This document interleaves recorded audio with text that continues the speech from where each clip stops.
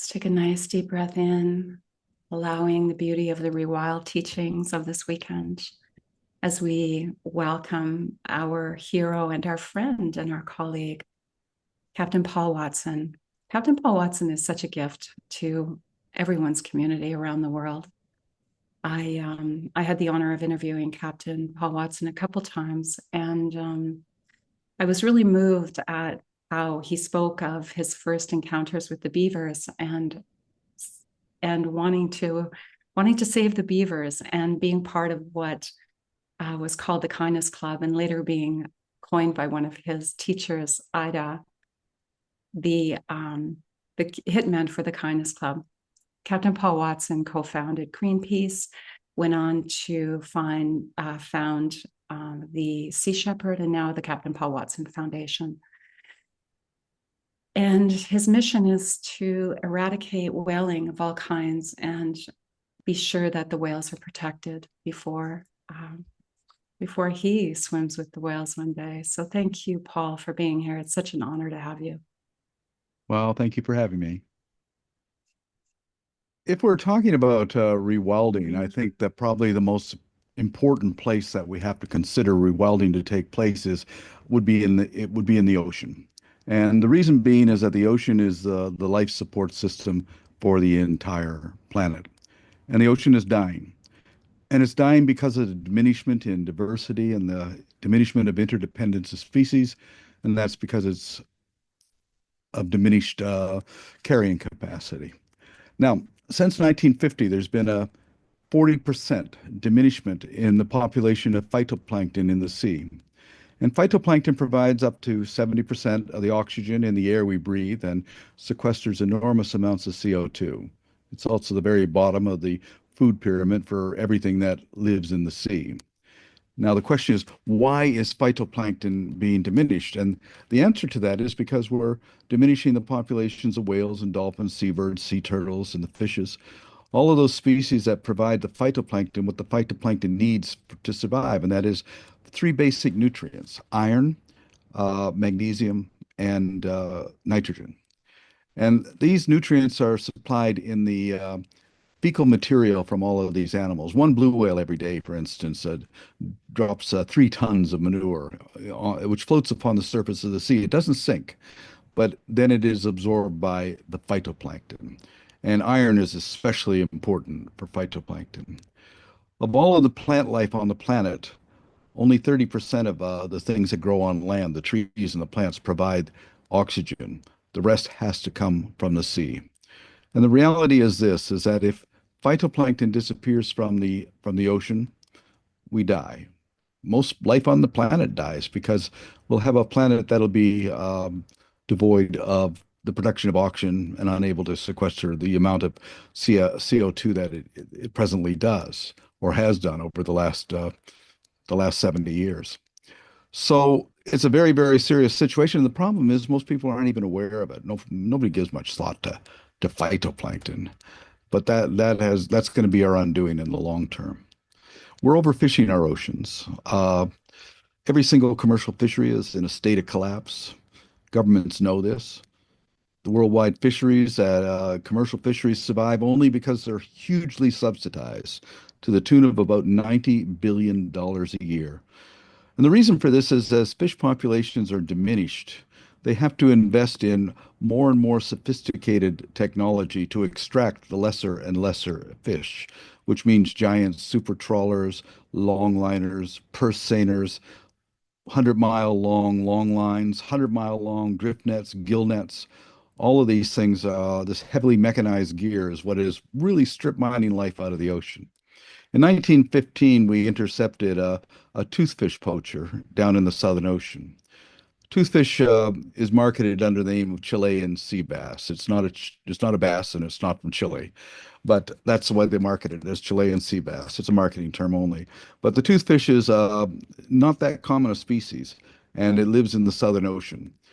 Now, that one ship called the Thunder that we intercepted, it dropped its net when we intercepted it and began to run. We had two ships. One was chase the Thunder, and the other job was to pull up that net. It took our crew 200 hours to pull up a net from 2 kilometers below. And that net was 72 kilometers long and weighs 70 tons, one net from one ship. And there are literally thousands of ships doing that. At any given moment, there's about 60,000 miles of long lines and gill nets that are being set in the world's oceans. It's pretty hard for fish life to escape that. It's also very hard for marine mammals and seabirds that get caught up on that. The numbers of seabirds on our planet has diminished tremendously since, say, the 1950s and the 1960s. Number of marine mammals have been diminished either. And this, of course, is a contributing factor to the diminishment of phytoplankton. At the COP-21, or the Climate Change Conference in Paris in 2015, I gave a talk which wasn't really accepted very nicely by the delegates there, most of whom were corporations and governments. And I said, look, we need to have at least a 75-year moratorium on heavy gear industrialized fishing to allow the ocean to recover from the damage that we've done to it. The ocean can recover, but we have to leave it alone. In the 20th century, the two periods of time where recovery began to happen was during World War I and World War II, when the fishing fleets couldn't go out. And recently, recovery began to happen during the brief COVID epidemic. So the ocean can recover. We just have to leave it alone. But unfortunately, greed is dictating that we do not do that. So what we're seeing is one commercial fishery after another being collapsing, and then we just move on to another fishery. For instance, in 1990s, there's a fish called the orange roughy, which was in all the supermarkets and everything, but you don't see it anymore. The reason being is the orange roughy takes 45 years to become sexually mature, lives to be about 200 years of age. It could not compete with our extraction from the sea, and therefore it just became commercially extinct. It's still there, but not enough to make it a commercially valuable species. So we'll just move on to something else.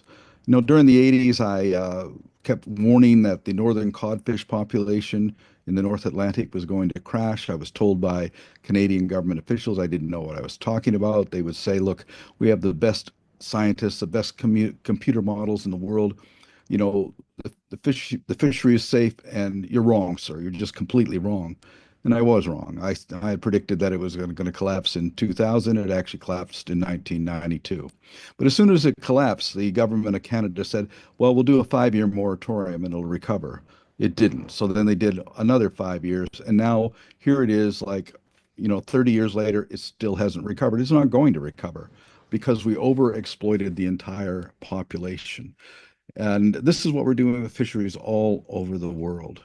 And it was never meant for 8 billion human beings to be on this planet consuming fish and meat, which brings us to another reason that fish populations are being depleted. About 38% of all of the fish that's taken from the ocean isn't eaten by people. It's ground up into fish meal, and it's fed to chickens and pigs and to domestic salmon on salmon farms. It's an incredible amount that's going on there. Another 12 million tons goes into food, primarily cat food. So we're literally eating the oceans alive.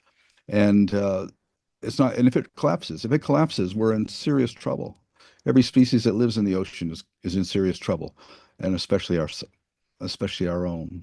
The Great Permian extinction was 250 million years ago, and it killed 97% of everything in the ocean and killed 76% of everything on land. It was called the Great Dying. I mean, we might be on the verge of re-experiencing that. Between the year 2000 and the year 2065, we will lose more species of plants and animals than we've lost in the last 65 million years. That rate of extinction is unprecedented. It's even got a name. It's called the Holocene, or the sixth major extinction in the world's geological history. So it's a very serious situation. But again, most people aren't aware of it. I wrote a children's book last year called We Are the Ocean to try and get an idea across to people. What is the ocean? Just what is it? Because when we think of the ocean, we think of the beaches and surfing, and we think of sailing or scuba diving, but that's not the ocean. The ocean is the planet. It is the planet ocean. It's a water planet. And what that means is water in continuous circulation. Sometimes it's in the sea, and sometimes locked in ice, sometimes underground. Sometimes it's in the atmosphere, in the clouds, and sometimes it's in the cells of every living plant and animal on the planet. It's the water continuously flowing through all of those mediums. The water in your body right now was once recently in the clouds. It was once recently in the sea, or it was in the body of a jaguar or a butterfly or an elephant or a tree. It's constantly moving. So the answer to the question is, what is the ocean? Is that we are the ocean. The planet ocean and every living thing on this planet is part of the ocean. It's a new way of looking at things, but I think it all brings everything together and makes us understand how everything is interconnected. I'm working on another children's book right now called Starship Earth, and what that means is that if you look at the planet that we live on as a spaceship, which is what it is really, we're on this incredible voyage around the Milky Way galaxy. It takes 250 million years to make one orbit of the Milky Way galaxy at incredible speeds that we're traveling, but still, that that spaceship, Starship Earth, needs to be maintained, and to do that, we need engineers on the planet, and we have them. These engineers that keep everything running, maintain all of the systems. We humans, we're not engineers. We're passengers. We're having a great time amusing ourselves, entertaining ourselves. But what we're doing is we're killing the engineers. We're committing murder on all of these engineers. We're wiping them out. And the bees and the trees and the fish and the microbes and the fungi, through fungicides, herbicides, bactericides, on insecticides. We're just destroying them. And there's only so many engineers you can kill before that machinery begins to fall apart and it can't be maintained. And if the life support system of this planet collapses, well, then it can't support us either. So again, we have a responsibility and an obligation to do everything we can to maintain this life support system, and that means protecting the engineers on the planet. And it's an awesome responsibility. And in order to achieve that, we have to take a completely different look at how we view the world.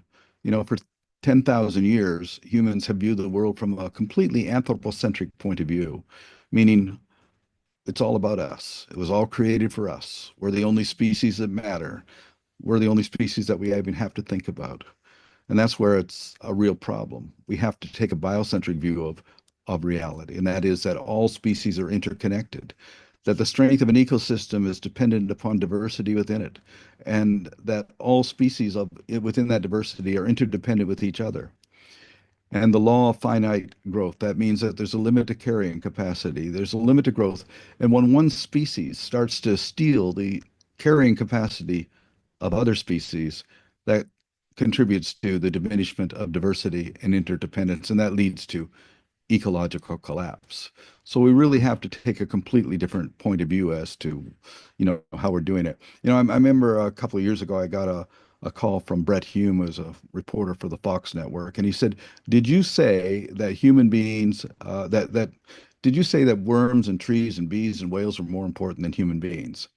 And I said, "Yeah, I did say that." And he said, "How could you say something so outrageous? What an incredibly unchristian thing to say." And I said, "Well, I said it because bees, trees, worms, and microbes even are more important than we are, for the simple reason is that they can live here without us, but we can't live here without them. We need them. They don't need us. This world is survives because of that interdependence. And when we diminish that interdependence, everything is in trouble. That leads to mass extinction events. So we have to really start to understand that if we're going to survive, we have to live in harmony with all other species. So what people ask me, well, what's the point? What's the use of a whale? Why are whales so important? Well, aside from the fact that they're highly intelligent, self-aware, sentient beings, the fact is they are the farmers of the ocean. They're fertilizing those vast quantities of phytoplankton that provide the air that we breathe and sequester the oxygen the CO2 that needs to be sequestered. And so whales are absolutely vital for the health of our ocean. And it's as simple as that. If you want to be utilitarian about it, a whale is worth far more alive doing what a whale is supposed to do than it is being killed and sold for oil or for meat or whatever they use them for. We have destroyed so many whales over the last you know 5 centuries that it's incredible, wiping out population after population. It's a wonder that most of them have survived. Some, like the Atlantic gray whale, have gone extinct. The right whales have been severely diminished and might not survive. And this is a responsibility that we have is order to protect them. There's some very exciting developments that are happening with cetaceans right now. Last year, in an experiment in the Bering Sea, scientists using AI and computers found a way to actually communicate with a humpback whale. It was a two-way conversation. And now they're setting up more research on this to do this in depth, to get the funding to do it in depth. And I really believe, and I have believed for a long time, that we'll be able to one day communicate with the whales. I mean, how can we're looking through the universe for extraterrestrial intelligences to communicate when we have the possibility of a very superior intelligence right here on the planet that we could communicate. This is the other problem with us human beings. We're so self-centered that we equate intelligence with eye-to-hand coordination, the ability to manipulate tools. That's what makes intelligence for us. If a blob of protoplasm were to step out of a spaceship and with a ray gun in its hand, then automatically, oh, that's an intelligent creature because it has technology. We don't really understand non-manipulative intelligences. That is, where the beings do not need to have tools in order to survive. Whales are perfectly evolved to live within the ecosystem that they live in, and their brains are highly developed when it comes to communication abilities. In fact, when you take a look at the brains of cetaceans and people, you'll find that the human brain is about 1,750 cubic centimeters. The orca brain is 6,000 cubic centimeters, and the sperm whale brain, the largest brain to have ever evolved on the planet, is a 9,000 cubic centimeter brain. But the convolutions on the neocortex area on dolphins, orcas, and sperm whales are far more complex than on the human brain. So I personally believe they're more intelligent than we are, but they're intelligent in a completely different way. But I was debating a Norwegian whaler a few years ago, and he said, "Watson, you say that whales are more intelligent than people. How can you say it's just a stupid thing?" And I said, "Well, because I measure intelligence by the ability to live in harmony with the natural world, and by that criteria, whales are far more intelligent than we are." And he looked at me seriously and he said, "By that criteria, cockroaches are more intelligent than we are." And I said, "George, you're beginning to understand what I'm trying to tell you. Cockroaches have been around for 600 million years. I think they're doing quite well." So again, it's the ability to live in harmony with our natural environment. So right now we're living in very precarious times, and because anthropocentrism has gotten to the point where it's more and more it's all about us and less about everything else. And for that reason, we'll deny climate change. We'll deny the diminishment in biodiversity. We'll deny plastic pollution in the ocean. We don't want to see these realities because it interferes with our worldview, our anthropocentric worldview of what the world should be according to Homo sapiens. And so, how is this going to change? I think that at some point, Mother Nature is going to give us a good swift kick in the rear end. It's already doing it, but again, people are in denial. In 2015, in my book Urgent, I gave a prediction about the fires. I said there will be out of control wildfires in Spain and Australia and Africa, and specifically in Southern California. And so these aren't surprising. When the fires happened in Lahaina and Maui last year, that was predictable. But if we choose to ignore the ecological realities, then of course we're going to be shocked and surprised when they actually happen. And climate change is going to bring about, of course, stronger storms. And anybody who's ever been a sailor, who's ever been to sea, cannot deny climate change. You can see the changing currents. You can see the changing winds. You can see the actual impact it has with the changing migrations of species in the sea, fish that are in places where they never were before because the water temperatures have changed. And so this is becoming more and more increasingly a problem. So when do we adapt? But at the same time, I don't want people to get depressed or pessimistic about the future. In fact, I learned a long time ago something which is don't worry about the future. You don't have any control over the future at all, but you do have control over the present. And everything you do in the present will define what the future will be. And what we can do in the present is use the three virtues of passion, imagination, and courage to achieve the impossible, because I believe that the impossible can become possible. There are many examples of that. 1972, the very idea that Nelson Mandela would become president of South Africa was unthinkable and it was impossible. Yet that impossibility became possible. And I think that is true in almost everything. But when you look at change, it has to come through the passion, imagination, and courage of individuals. Governments, by their very nature, are not capable of change. It's suicidal if they were to try to actually do anything. So the change has to come through people.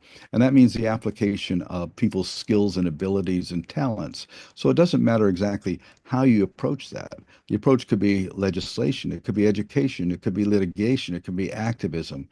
All of these things point to the same goal, which is to make this a better, more livable, more ecologically sound world. And one of the things that really encourages me is that so many people today are involved in actually trying to make a difference, and one person can make a difference. Because of Diane Fossey, we still have mountain gorillas in Rwanda.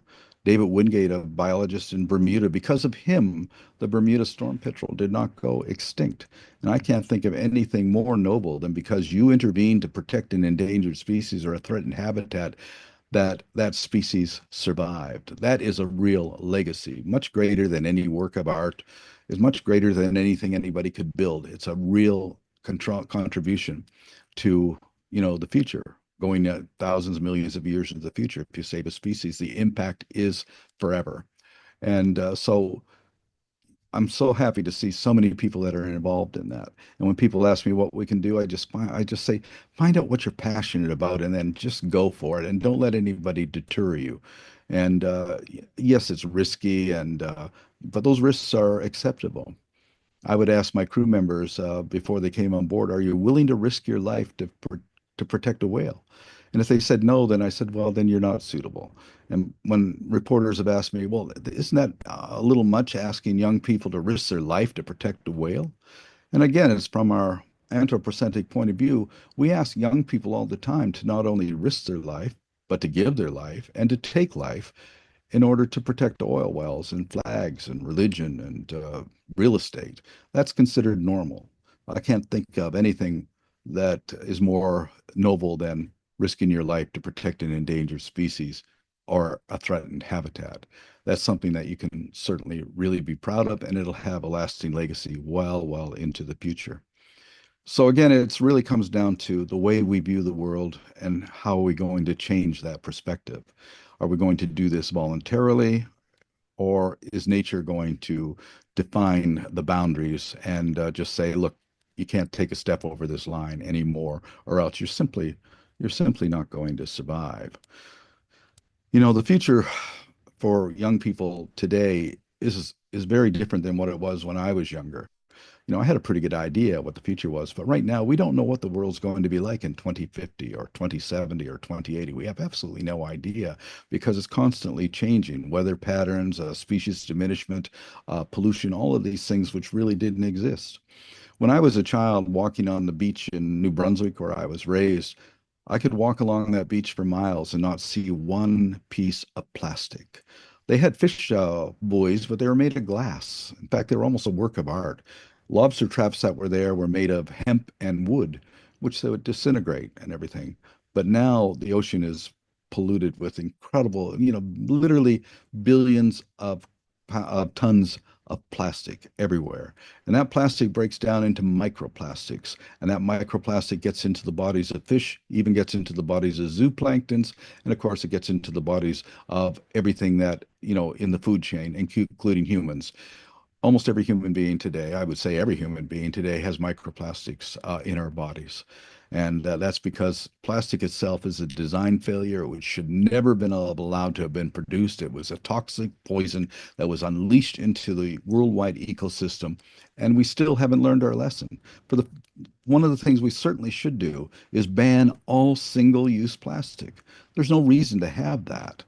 And I mean, there might be some ability to have plastic for medical uses or different scientific uses, or, if it's a matter of life and death. But having a plastic bag that you use once, throw into the ocean, and it gets swallowed by a sea turtle and then chokes the sea turtle to death and dies, that is a design failure that should never have been allowed to go out into the world. But unfortunately, it's there, and we'll have to deal with it.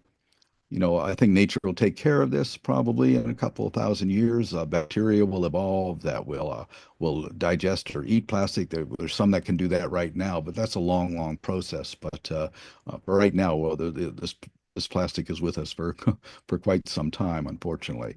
So that's one of the major problems. There's so many threats that are facing our ocean, but I would think that the greatest threats are one, plastic pollution, species diversity, climate change, and the diminishment of ecosystems. One of the things that we're fighting against is farm raised salmon.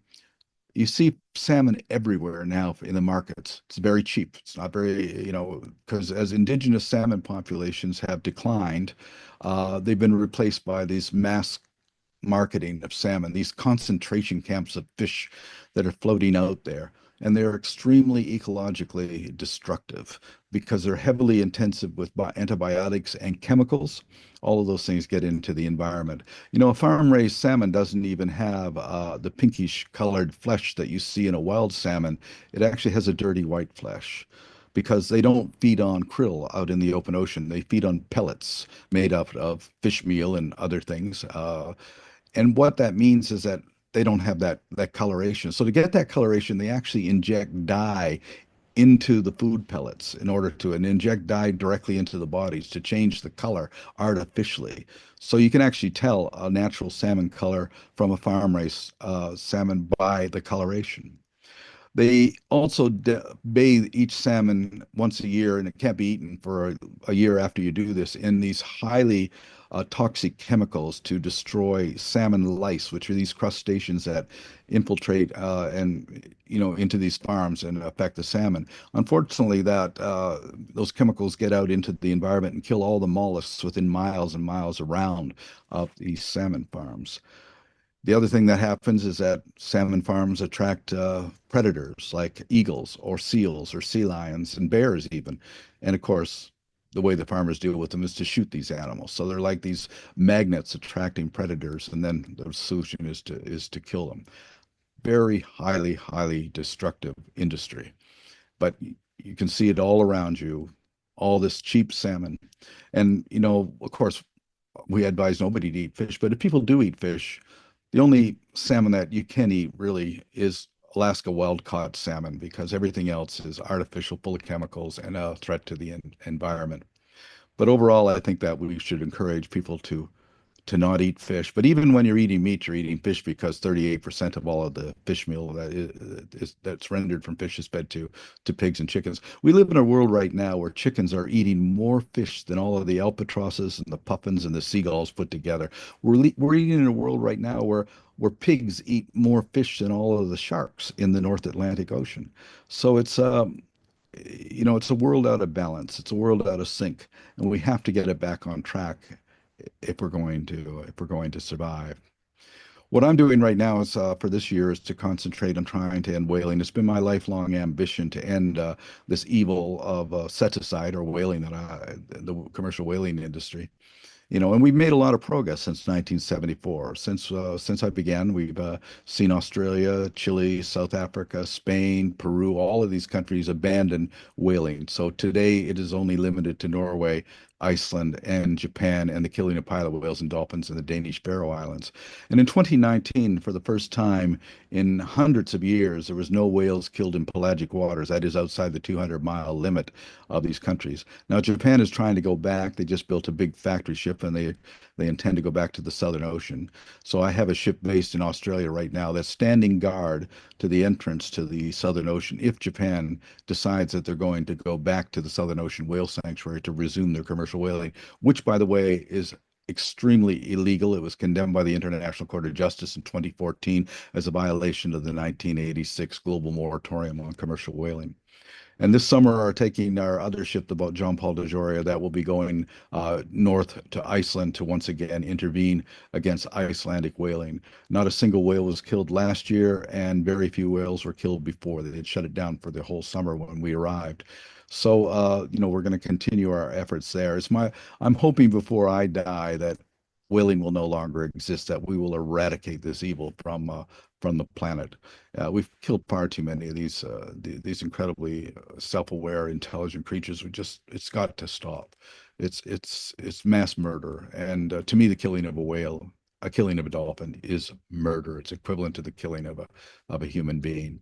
So that's where I'm spending our time right now. The other projects we're involved in is trying to build a whale sanctuary, an orca sanctuary in France to house the two orcas that have, because Antibes Marineland was shut down by the French government, they were going to send those orcas to Japan. Well, we stopped that, and what we want to do now is build a sanctuary where we can put these orcas and give time to rehabilitate them in order to get them released back into the wild. I think it's quite possible to do what was done previously with Keiko, and I think we can do it again. We're also very much involved with trying to stop the killing of orcas off of Iberia, because people are saying they're a threat to yachts and fishing boats and everything, which they're not. But we're working on that project there. Also working to protect sea turtles in Mayotte in the Indian Ocean. And we have a special project to protect manatees and river dolphins in the Amazon. So that's pretty much the state of where we're at right now. My organization, the Captain Paul Watson Foundation, exists outside of France and Brazil and the UK. But we're in alliance with the Sea Shepherd Conservation Society in France and Brazil. And the reason for this is there was a hostile takeover of by Sea Shepherd Global, and I was forcefully dismissed from the organization that I founded. This doesn't seem to be unusual for a lot of organizations to toss out their founders when they decide that they want to become more mainstream. And the reason for my removal is I was considered to be too confrontational and too controversial. And that was all based on the strategy that I developed in 1977, which I call aggressive nonviolence. And that is, let's aggressively intervene to shut down these operations, but let's not hurt anybody. And in the last 50 years since I began this, I've not caused a single injury to a single person, nor have I ever been convicted of a felony crime, although I've been arrested many times, but we've managed to win in every court case that we've been involved in. And recently, the Japanese tried to extradite me on a false accusation on a very minor charge. And we had all the evidence to show that the charge was, you know, was fabricated. But, the Danish government didn't want to see that. They've actually made the decision to extradite me. But because of the overwhelming protests from around the world, not only just from the public and celebrities, but also from President Macron of France, Prime Minister Barnier of France, and President Lula da Silva, Bernie Sanders in the U.S., people in the U.S. government. Because of that, as soon as the Greenland court made the decision to have me extradited, the Attorney General of Denmark made the political decision to release me. So I'm back home. and and we're going to continue to carry on the fight in the same way, using aggressive nonviolence to do everything we can to shut down these illegal and immoral and destructive operations. Thank you. All right, Danny Kent. Hi, Captain Paul. Thank you so much. Just beautiful.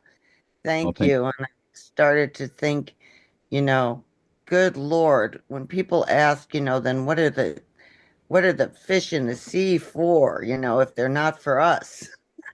And I think to myself, well, they're for the rest of the environment. I mean, it's so funny how, we're trained to think that everything is a resource for us, instead of understanding that we benefit as a whole from all of these different ecosystems and other life forms without having to exploit them. So we have a couple of questions from chat. The first one comes from, let's see,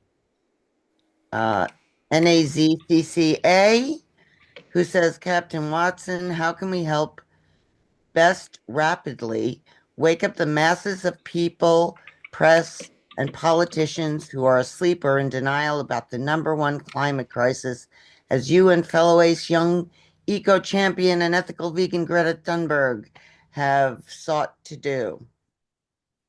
Thank you. And we have one more after that. I think Greta is a good example of how one individual can make a difference, even if you're only 16 years old, which she started. And that is that you just exercise your passion through courage and imagination, and that's what it takes. And if we have enough people doing that, that's where change comes. I mean, you look at social reforms throughout history, whether it be the anti-slavery movement, the suffragette movement. This didn't come about because governments. It wasn't governments that freed slaves in America. It was Wilberforce. It was Douglass. It wasn't governments that gave women the right to vote in the U.S. In fact, Wilson, who signed the bill allowing women to vote, he was their biggest opponent until it actually was put into law. And so it was all those hundreds and hundreds of women, thousands of women who marched and did civil disobedience in order to get that change. And we saw it with the civil rights movement. And again, now we're seeing it with the vegan movement, the conservation movement, the environmental movement. And, in fact, one of the great things about the conservation, vegan, animal rights movement and everything is it's the best example of a nonviolent movement in the history of the planet, really. And, they can call us all the names they want. When people call me an eco-terrorist, I just say, oh, I don't work for Monsanto. That's ridiculous. There's the only, these are the eco-terrorists on this planet and everything. This is a very nonviolent movement, always has been. But the problem in today is if you disagree with anything, if you take a picture of something like where an animal is being abused, if you boycott anything, suddenly now you're an eco-terrorist. The word doesn't even mean anything anymore. So this is something that we have to get used to and just completely refute every time it's brought up. There's no such thing as an eco-terrorist outside of the realm of Exxon and BP and all those companies that are an actual eco-terrorists. Thank you. We have actually two more questions. One quick one, which is what exactly creates dead zones? If you could explain that a little bit. Dead zones in the oceans are caused by basically the leaching of the oxygen out of the water in those areas, which is caused by chemical pollution, primarily agricultural runoff. I mean, the incredible amounts of waste that comes out of hog farms, for example, the waste from the salmon industry, and also the waste from agriculture, agribusiness too. The mass production of crops can do that if they're heavy on fungicides, bactericides, insecticides, all of these things. They get into the ocean. And another problem is nitrates, which get into the ocean, and they actually allow algae to bloom, and the algae then extracts oxygen from those areas. So you have large dead zones in the ocean that are caused by all of these different factors. Thank you. And one last question from Renee King-Sonnen. What strategies do you believe are most effective in inspiring individuals and governments to prioritize ocean rewilding, especially in the face of economic interests tied to industries like commercial fishing and oil exploration? Thank you.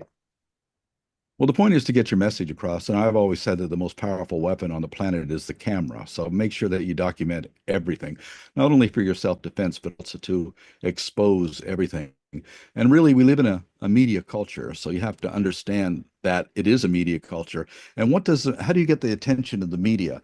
Unfortunately, the media only understands four things. And those four elements of media are sex, scandal, violence, and celebrity. And if you look at any story in the media, it has one or more of those elements. If it doesn't, it's not a story.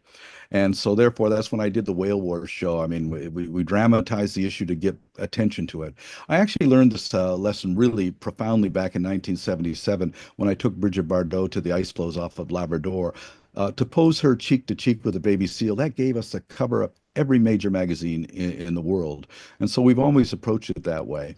Probably one of the best examples of this approach is 1984 when I led a campaign to stop the killing of wolves in northern British Columbia and the Yukon. It was the perfect four-element story because they were shooting wolves, which is violent. They were threatening to shoot us, again, violent. We had an environment minister in British Columbia who we caught taking a bribe, so therefore we had scandal. So I recruited Bo Derek as our spokesperson for this, and that gave us the other two elements. And I remember at the press conference, place was packed, and a reporter for the Vancouver Sun said, "Come on, what does Bo Derek know about wolves? This is crazy having her as your spokesperson." I said, "Well, that's not the point, is it? If I had Dr. David Mack or Dr. Gordon Haber here, the two foremost wolf biologists in the world, be in an empty room. But I see that the place is packed, and you know what? It's going to be the headline story of your newspaper tomorrow. You're going to write it, and your editor's going to put it on the front page, and there's not a damn thing you can do about it, is there? Because that's the nature of the media." Very good. Thank you. And BJ, I toss it to you. All right. Thank you so much, Danny, and thank you for those questions. And now we have Nancy Nancy, I'm not sure how to say your last name, but welcome. Thank you so much. I so appreciate this, Paul. It's a real shock to be like shaken even more than I already am of my 50 years of being vegan and an animal liberation activist. My question is, what do you think of VOR? The fact that humans are natural herbivores, and you mentioned greed, of the fisheries and the whole animal agri-torture, which is what I call it, that for maybe 60,000, I'm sorry, 60 million years we developed in trees and eating fruit and vegetation basically. So our anatomies are basically that of herbivores, not at all predatory. And it was only according to Jim Mason's theories, that men thought that they were inferior to women because women brought home the bananas better than they did and pushed out the babies. And that was new life, and they didn't realize that they had any role in reproduction. So they decided to compensate and copy the cats, and they became copycats and started hunting, which led to herding, which led to wars. I mean, and led to capitalism measuring wealth per capita. So Did you hear that question, Nancy? Paul, did you hear that question in that about herbivores? Yes. Thank you, Yeah. Nancy. Well, it is thank true you. that in prehistory times, women were far more revered in biocentric cultures because women brought forth life. And But when we developed agricultural communities, and that's when the patriarchy began, and we began to observe, oh, you put this animal with that animal, and you get this animal, and it was only 150 years ago that the medical journals in the UK had a sperm, and it was detailed an entire human body in the sperm, and the woman was just the incubator for that. That was how ignorant everything was at the time. But when a lot of people who eat meat today, they say to me, "Well, we're carnivores. We're like the lions and the tigers and everything." Well, the reality is they're not carnivores. I don't know a single human being who could bring down a giraffe or a deer and everything, and rip out its veins with their teeth or anything like this as a carnivore can. But what we are, or some people are necrovores. We are eaters of dead flesh. We're more akin to vultures and jackals and animals that eat dead flesh, really, because that's what it is. And in fact, we're even worse because some of the flesh that people eat has been dead for years, you know. And so, I mean, I think there was a salted pork in a barrel from Nelson's time that was still being eaten 75 years after from the barrels. So it's basically a pretty putrid diet on that. So there's nothing romantic about it at all. But I think that one of the things that gives me a lot of encouragement is that when you look at a lot of science fiction stories and science fiction television series and everything, almost everybody is vegetarian in the future or vegan in the future, and that gives promise, because I think there's a realization there that is where the future is going to lead to, and there's simply not enough. Everybody says, well, we have a right to hunt. Say in America, we have a right to hunt. Every American citizen has the right to hunt. That's not true, because if every American citizen decided to go out and kill a deer, there'd be no deer in 2 months. So we don't have a right. You can't have a right when, in fact, the resource that you're talking about wouldn't exist if everybody exercised that right and everything. So it's no, we really have to learn to live in harmony with, not, by the way, not just with animals. We have to live in harmony with the plant world, because we're wiping out so many species of plants and everything. I mean, there used to be, well, I think right now there's 600 species of potatoes, but we only eat a couple of species. The same with apples, the same with bananas and everything. And that problem is that we become dependent upon those small little sector of vegetation. If anything happens to them, then we're in serious trouble. I mean, the banana that we eat right now was considered uncommercial prior to 1956. So the banana that was there before was far more um, delicious, and but it died of a blight because of our, our the way we develop the agriculture. The same with potatoes. That's what happened with the blight that hit potatoes and everything. So we really need diversity in plant agriculture too, in order to, to have a healthy ecosystem. So it's a very complex system. But one thing that you're right about is that we're not naturally meat eaters. Thank you. Thank you, Nancy. Thank you, Paul.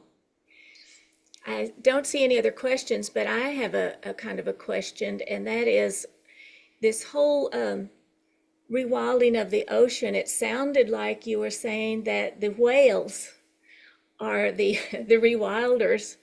If we will, and the fish, if we will leave them alone, they will be rewilding for us. Is that, I mean, that's, is that right?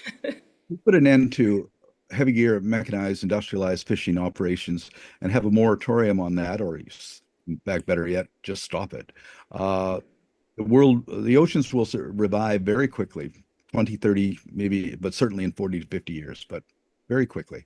And so we just need to give it time to repair the damage that we've done to it. It's a very self-replicating ecological system. It takes care of itself. And we so dramatically reduced it that we're not even aware of how badly we've done it. They say that the harp seals, for instance, on the east coast of Canada, there's too many harp seals, they're eating all the fish. Well, there's about 4 to 5 million harp seals. But when Jacques Cartier first came to the New World back in 1535, the estimated population of harp seals was 45 million. And yet there was no shortage of fish. Because when you have all of these species working together, everything works like well-oiled machinery, really, and it takes care of itself. When people say, well, the seals are eating all the fish, I said, if you want more fish, you need more seals. You want more fish, you need more dolphins, you need more seabirds. Because they all work together. And to illustrate that is that the harp seals primarily prey upon oolacans, herring, and mackerel. And these fish prey upon fish like cod, which are considered the more valuable by the fishermen. So when you reduce the harp seal populations, you increase the oolacan, mackerel, herring populations, therefore causing a decline in the cod fishery. Everything's completely interlinked like that. Every time human beings get involved in so-called wildlife management, that's where things start to go downhill. Nature takes care of itself. It doesn't need us to intervene. Wow. Thank you so much. Okay, it looks like we have time for one more question. If you have time, Captain Paul. And so here she is. Go ahead, Danny. All right, thank you. Our last question comes from Ida Hellender, who asks Captain Paul if you can say just a little bit more about the project with sea turtles in the Indian Ocean. Thank you. Yes, on the island of Mayotte, which is between Madagascar and Mozambique, it's a French territory. So we have we send people there, and they train local people to patrol the beaches to keep the poachers from killing the sea turtles, which is a major problem there. And so what we've done is we've empowered local people. And in fact, a lot of these people are actually illegal in Mayotte. They're illegal in the French territory. And anytime that they go arrested, we have enough influence with the French government that we can go and say, look, these guys are doing great work and everything, and we need them here. And they'll release them and allow them to continue their work. So we have to, patrol those beaches to keep those poachers away. So it's a project which is working really well. And it's especially a problem right now because 2 major storms just devastated Mayotte and, it forced a lot of people into poverty. And when we force people into poverty, a lot of times they turn to poaching. So, we have to be especially involved right now. And I was really quite, heartened by the fact that one of the our people on the beach, he lost his entire home. He lost everything to the hurricane. But his main concern was getting to the beach and continuing his patrols to protect the turtles. And so we're really reaching a lot of people in that way. So we provide them with food and shelter and everything at the same time. It's a very successful project. Wonderful. Thank you so much for everything, and thank you for being with us today. Thank you. Yes, thank you so much. And I want to let people know how they can get in touch with you or volunteer, and that would be the Paul Watson Foundation. Is that correct? Yes, you can go to the Captain Paul Watson Foundation, and the Sea Turtle Project is Sea Shepherd France. They have their own website. We have our website, and we're all working together towards the same projects. All right. Thank you. Thank you.